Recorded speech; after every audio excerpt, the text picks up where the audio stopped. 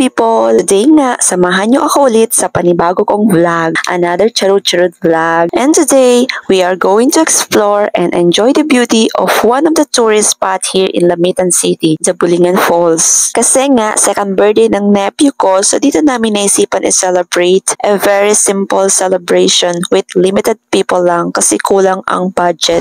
Happy birthday! Happy birthday! So ayun nga, itutur ko kayo ngayon dito sa Bulingan Falls. Nasa loob na tayo ng Bulingan Falls and kitang-kita na ang daming naliligo kasi Sunday ngayon, expected maraming tao. Usually pag weekend kasi ang dami ring mga Lamiteños ang nagpipiknik dito sa napakagandang falls. Kaya kung bet mo yung wala masyadong tao, I suggest pumunta ka rito during weekdays para masolo mo ang buong falls, ganun. Dahil isa akong mahihaing vlogger, babalik na lang pala ako sa cottage kasama ang isang turista sa likod ko. Excited pa naman sana to siyang maligo kasi naka-swimsuit talaga siya.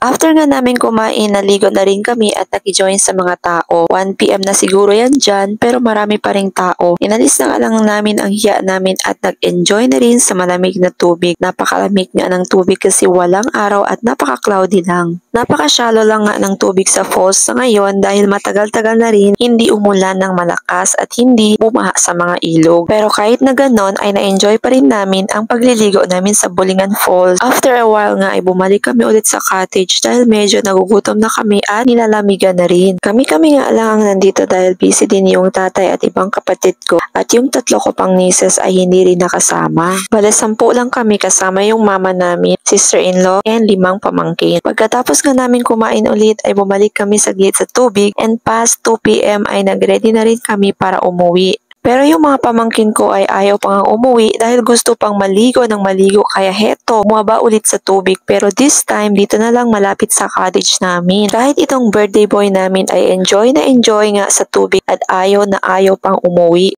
Bago kami tuloy ang umuwi, itong mga chikiting ay nag-request muna na picturean at i-video sila. At eto nga, pinagbigyan ko na lang sila. Ang sarap nga sa feelings na makita mo silang nag-enjoy. Nakakainggit nga sila minsan kasi na-enjoy at nakukuha nila ang mga gusto nila sa panahon nila ngayon. Kasi ako nung bata ako, hindi ko na lang alam, hindi na lang ako magsasalita.